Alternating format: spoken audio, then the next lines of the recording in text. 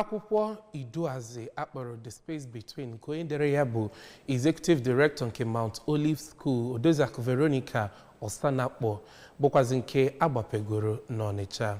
Ode akwụkwọ aja wee merụba ọgbụgba afọ 64 ya bụ emume gbara mkpe na ndụ ya. Ọ dọkpụtara ndị mmadụ si mpaghara dị iche iche nke ala anyị ya, ọtụtụ ndị ikwu na ibe ya, Ogochukwu Ọranụ nọkwazi ebe ahụ.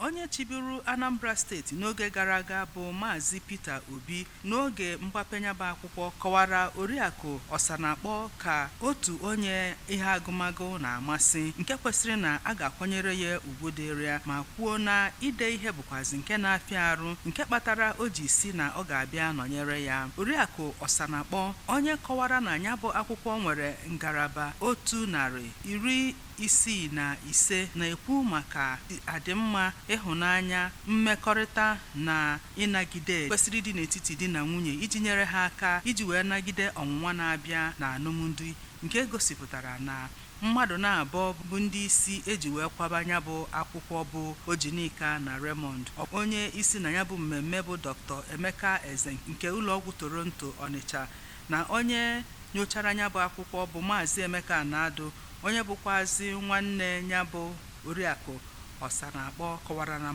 maka ya bụ akwụkwọ nke ọma ya na onye depụtara ya, onye isi Holy Ghost Adoration Ministry nke dị na okpuru ọchịchị Idemmili North bụ Reverend Fada Emmanuel Obimma, kọwara na ihe omimi dị